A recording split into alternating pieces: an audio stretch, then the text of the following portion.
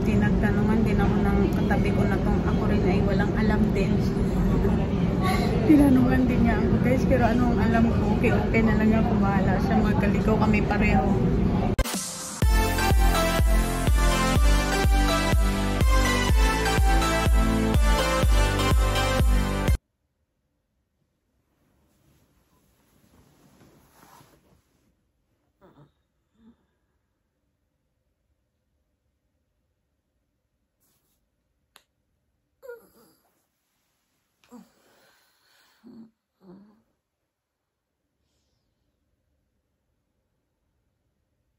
Good morning guys.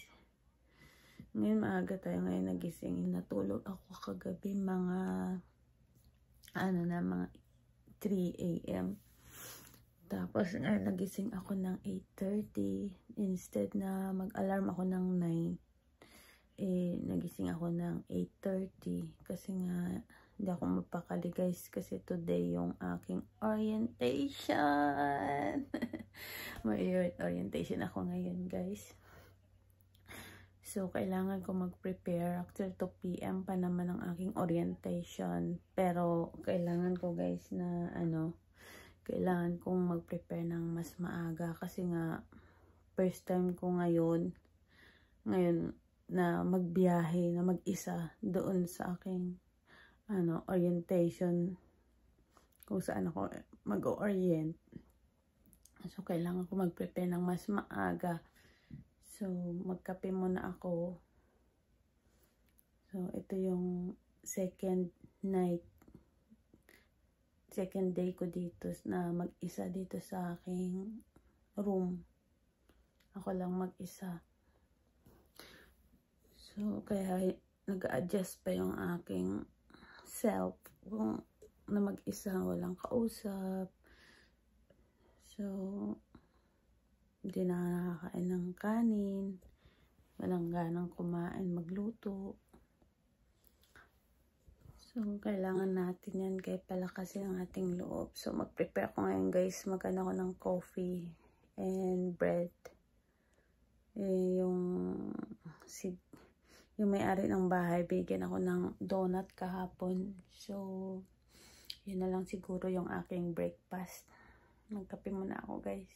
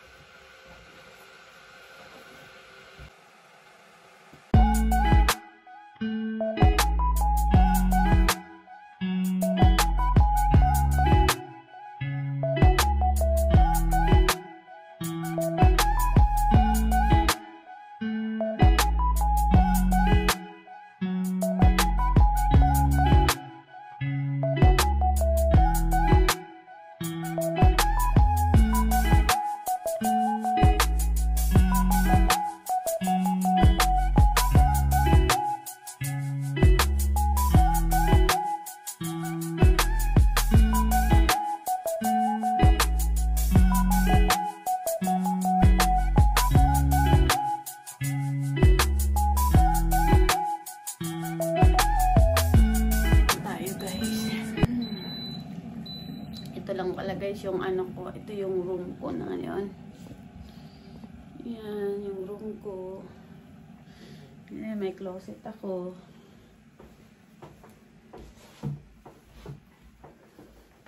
Yan yung closet ko. Yan, yung mga dirty laundry nasa gilid. Yan, shampoo. Yung bigas ko. Ito yung mga kalagayan ng mga damit. Saka meron din akong drawer dito sa baba na lagay ng damit. Ayan. So yung other drawer, nilagyan ko ng mga plato.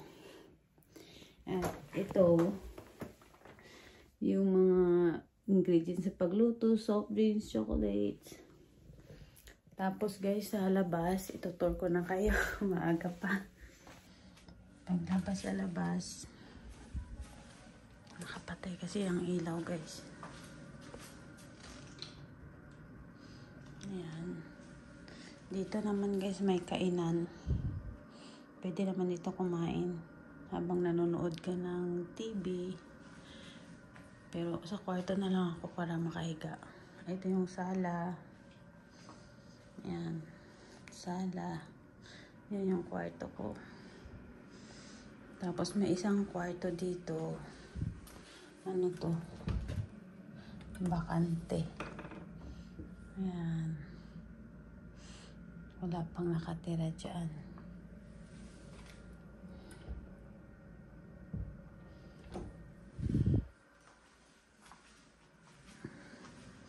So yan. Ito naman yung microwave ko. At saka ito yung ref. Yung ref namin na ano. Binili agad akong itlog nung nag-grocery kami nila kuya. Yan, itlog. Prutas.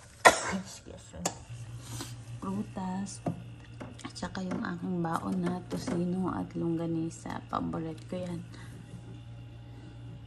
Yan. Soft drinks. Siyempre hindi mawala yan. Ito yung kitchen ko. Ito pwede ka mag-init ng tinapay. Bread toaster. Ito yung rice cooker kong cute. Na hindi ko pa napasaingan. Ito na guys yung washroom. Yan. Automatic yung light nag-on pagka papasok ka. So, i-off natin.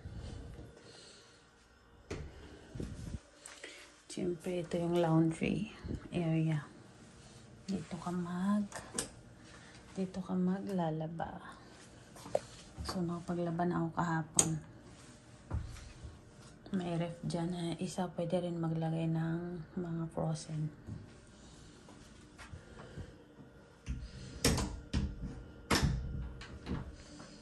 Ayan.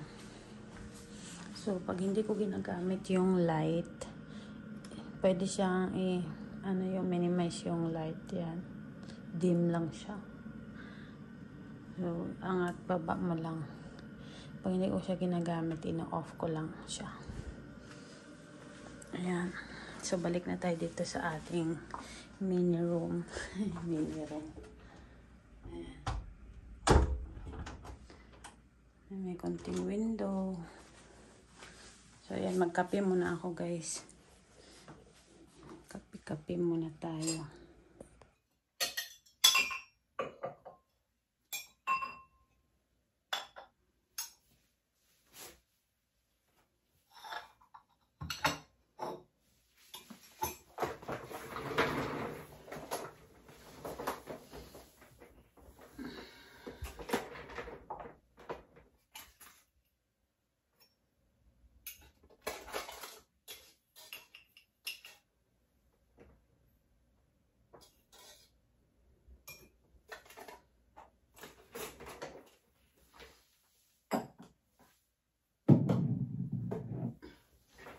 Napansin niyo wala akong masyadong grocery. Binigyan na lang nila ako ng allowance para sa kung anong gusto kong kainin. Bibili na lang ako. So, hindi naman ako kumakain pag mag-isa ako. Bihira ako kumakain guys mag-isa. So, kung kailan marami pa naman akong pagkain ngayon. So, hindi naman ako bibili.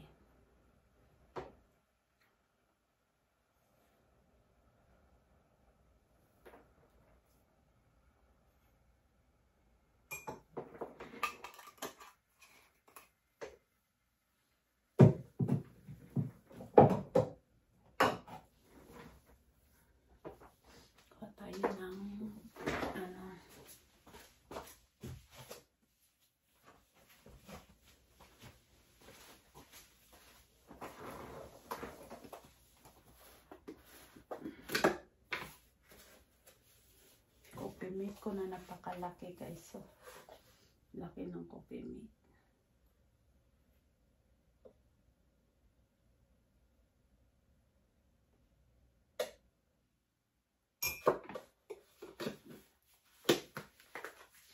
Kumbaga dito ako ngayon guys sa sa basement nakatira. So tahimik sa unang araw, unang gabi ko nakatulog agad ako. Kasi nga sa pagod at pagligpit ng mga gamit ko, inayos ko. So naghiga ako, hindi ko na malayan guys, nakatulog na pala ako.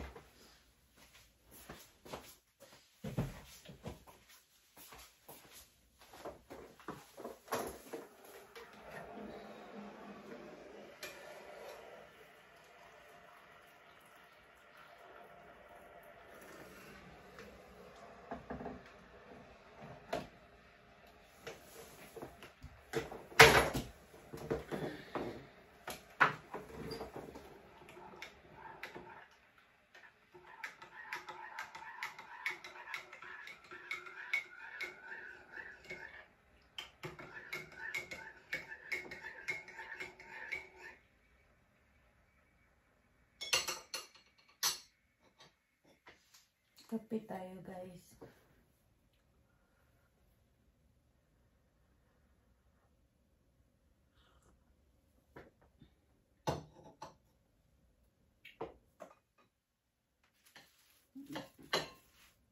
Ito yung binigay ng may-ari ng tinitirahan ko kapon.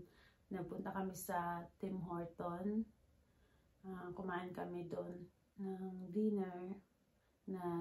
Punta lang kami doon nga, bike ang gamit namin guys. Sa kanya naman gamit niya electric bike. So, tinuro niya sa akin kung saan yung mga malapit na bilihan, mga grocery store, at iba pang mga restaurant na convenient dito malapit sa bahay niya.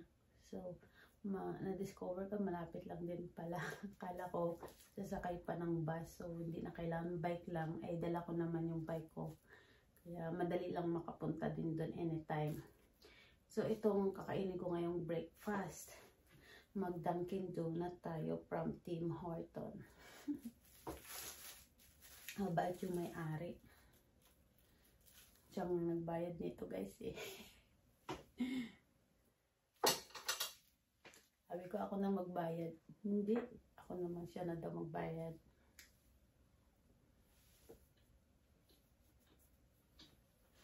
Sabi nga niya kanina kahapon, kung maligaw daw ako,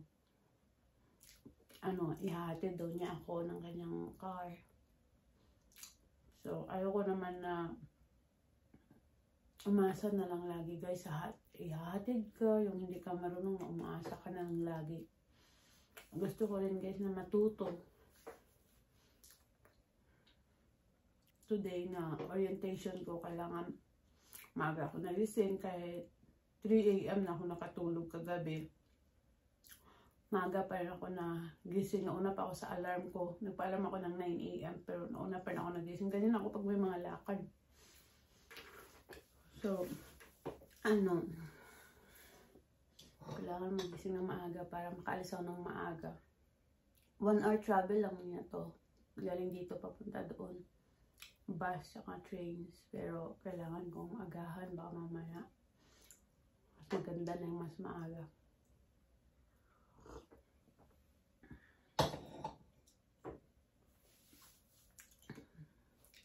Tahimik dito, nakakapagpahinga ka.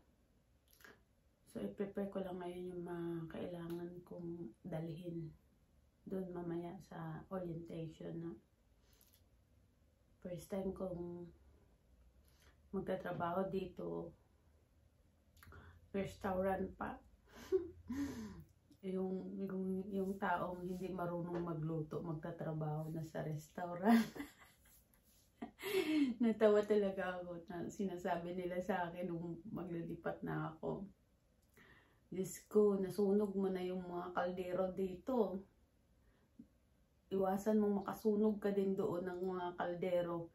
Kung hindi mo lang din kayang magluto, wag ka na lang magluto kaysa makasunog ka pa ng bahay. Wag na. Kaya, hindi naman ako magluto guys. Total, meron naman ako mga pagkain dito. So, ito yung update ko ngayon. Tahimik. So, ayoko naman magbukas ng TV doon. Boring manood pag mag-isa ka lang. So, yung may electric pan akong dala, akala ko pag mainit. Dito guys, yung aircon naman nila is centralized. Kaya okay lang din na hindi gumamit ng electric pan. Yung electric pan para lang siya sa for support lang niya kung in case na mainit dito sa basement. Meron akong electric pan. So okay lang din na dyan siya. Para in case na mainit yan, gamit ko lang din siya.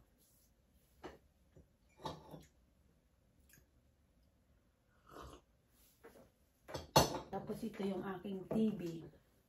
Pagka ako manood ng news, i-on ko lang siya.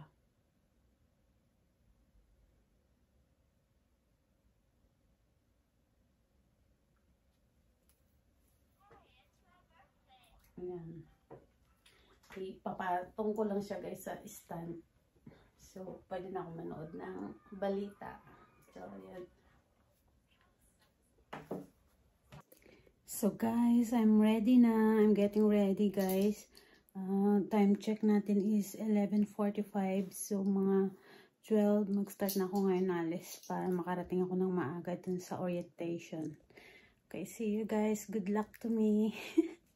So maglalakad na ako guys papunta sa maglalakad ako papunta sa bus station. 5 minutes walking lang siya papuntang bus station. Walking 5 minutes going to bus station. It's sunny day here now.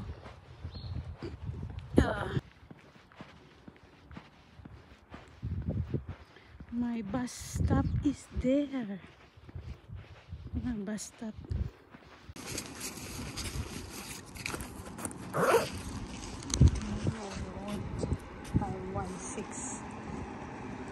Ito na yung bus parating na.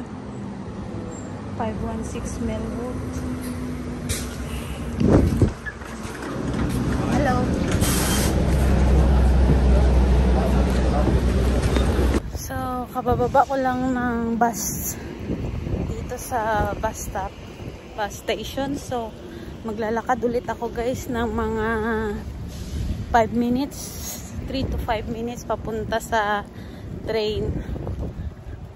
Hindi sunny siya dito, pero hindi siya ganoon kasakit yung sa balat kasi may mahangin naman siya kahit maaraw, mahangin. So hindi ka naman sa ng araw. Ayan sa may stoplight. Diyan lang yung train na sasakyan ko papunta doon. Ayun bus naman pala yun. Diyan sakay lang ako ng train. Lakad lang. So, ito na yung guys yung train station. Tanda dito ang nangyari dito. Natulog na siya sa wheelchair.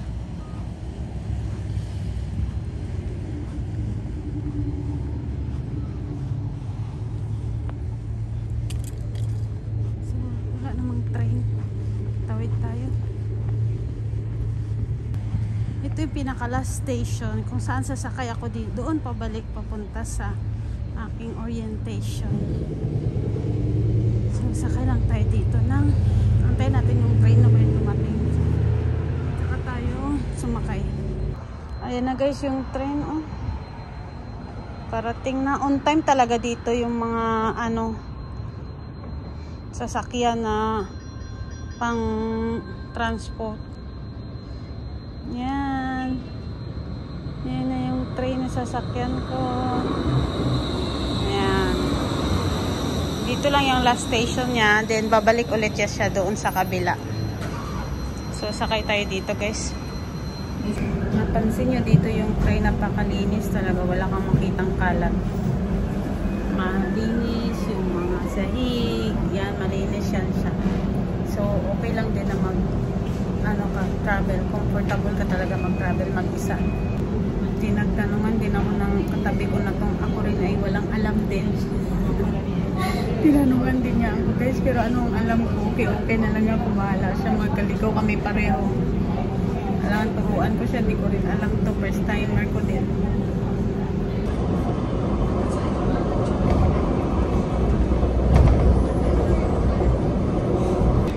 Next stop Avenue.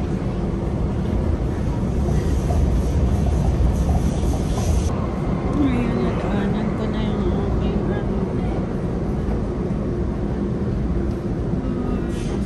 dito ko bababa.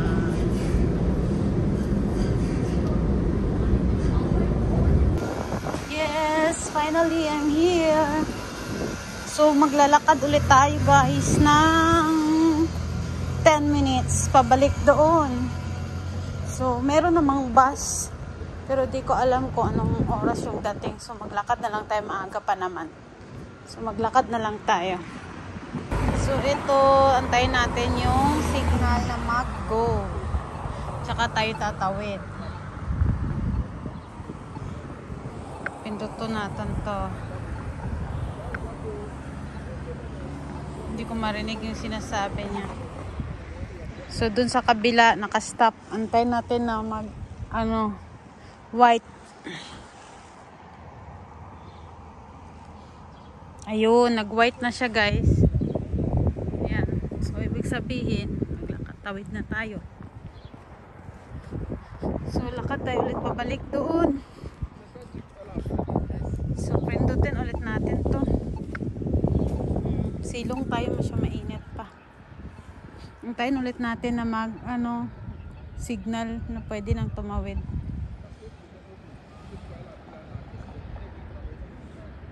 Hindi pa natin alam yung bus na dumadaan, so maglakad na lang muna tayo papunta doon.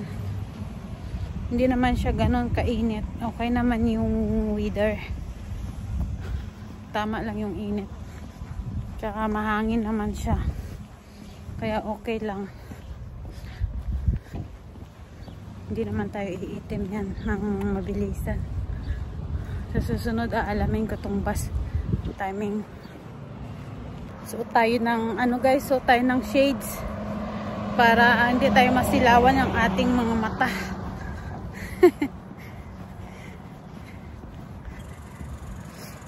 Ito yung problema, itong lakad na to pag nag-winter na. Mas maganda pa yung summer kaysa winter.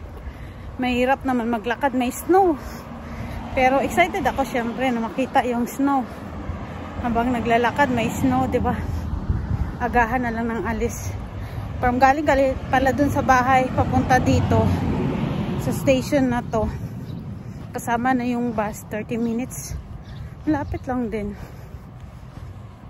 On time naman yung mga sasakyan. Natatanaw ko na yung aking target. Ayun o, yung target ko, natatanaw ko na. 10 to 15 minutes pala yung lakad.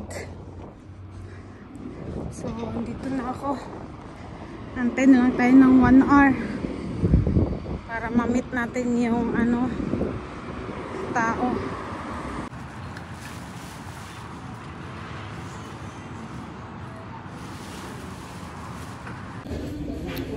Maaga akong dumating dito guys sa McDonald's.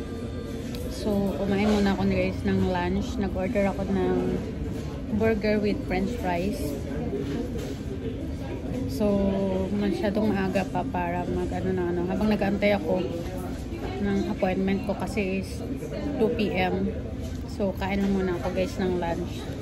Ito burger and french fries. Naubos ko na yung french fries sa gutom. So, time check 1:21 na dito guys. 2 PM pa naman yung appointment ko. So, antayin natin. So, guys, ayun, na-meet ko na yung general manager. So, tapos na yung aming diniscuss lang niya. Binigay niya yung papel for my sa aking mga rules and regulation, mga safety, paano yung mga ng safety, kailangan kong basahin, mga timing, kung anong oras. Binigay niya rin yung area ko kung saan ako ma-assign. So, i-check natin mamaya kung gaano kalayo siya. Puntahan ko ulit siya bukas. Yung area na yun. kung ilang sakay. So Monday magkikita kami for my orientation, then Wednesday mag-start ako ng training. So kailangan kong yung binigay niya sa akin mga papel basahin ko daw lahat yun at permahan ko na lang at saka daling ko sa Monday para bigay ko sa kanya at pinasa ko na rin sa kanya yung mga paper na kailangan. Ayun. Ngayon guys, pauwi na ako. Maganda naman yung aming usapan, mabait siya. Akala ko nga lalaki. Babae pala.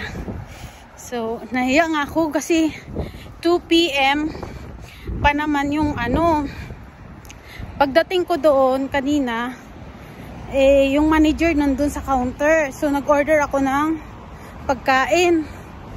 Tapos nag-order na ako. Tinitingnan ko yung nameplate niya dito, manager siya. Pero hindi yung pangalan niya, hindi yun ang hinahanap ko. Tapos tinanong ko siya after kong mag-order kasi wala rin akong idea guys sa mga order na yan, kung double ba yan, daming tanong. Basta yun, okay na lang ako. Wala talaga akong alam sa mga order. Nakakatuwa. Pero okay naman yung binigay, sinadjust niya sa akin. Ngayon, binayaran ko $6 dun sa pagkain. May french fries na tsaka Tapos, sabi niya sa akin, sabi ko sa kanya, nandito baka ako si ganito. Sabi niya, yeah, nasa loob. Sabi niya gano'n. Sabi niya, basit. Sabi ko, it's okay. Sabi ko, may appointment ako sa kanya ng 2 PM pa naman. So, kakain lang muna ako ng lunch. Sabi niya, anong pangalan mo? Sabi ko, minention ko yung pangalan ko. Mostly hindi talaga nila ma-pronounce yung name ko. So, nahirapan siya mag-pronounce. Nakailang ulit siya nag-pronounce. Hindi talaga niya ma-pronounce yung pangalan ko. Nag-sorry na lang siya. Sabi ko, doesn't matter naman yung hindi naman importante yun kung hindi niya ma-pronounce yung pangalan ko. Ayun. Tapos nag-report na pala siya dun sa manager, sa general manager sa loob. At ayun, wala. Habang kumakain ako, pinuntahan na ako dun sa table. Kapag kamay siya, mabait siya. So, ayun guys. Okay naman yung pag-meet namin. Kaya, aalamin ko na lang kung saan yung area na yun. Na dalawang area, magkikita kami sa Monday. Ayun. Pasyal tayo dito guys sa Melwood. Ito. Entrance. Ay. Pasok tayo dito. Maaga pa naman. Mapasyal muna tayo dito.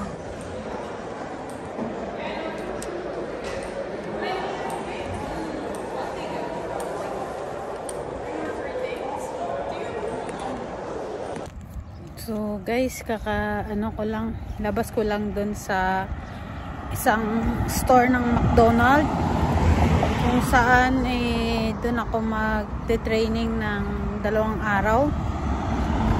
Pinuntahan ko muna siya pero yung training sa next week pa naman. So para hindi maging hassle yung time ko sa next week, pinuntahan ko ngayon. At my God, sobrang laki ng McDonald's na ito kung saan ako ma-assign. Pero tapos 3 pang sakay. Pero okay lang. At yung isa para sa orientation ulit sa Monday, pupuntahan ko ulit bukas yung area kung saan ako mag-orient.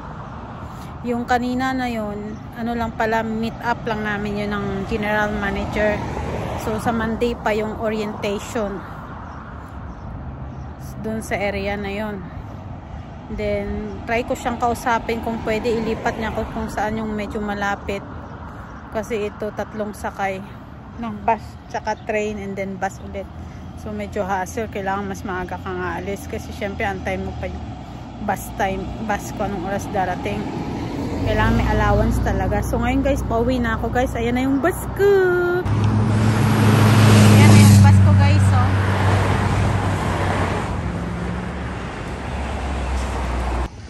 isang bus stop lang bago ako nakarating dito guys. Dito na ako ngayon sa Bonnie-Doon Center. Yan, success na naman ang araw ko ngayon. At nahanap ko ang aking misyon. So, eto na guys yung train. Sasakay ulit ako ng train pa uwi na. Kasi nga, anong oras na guys.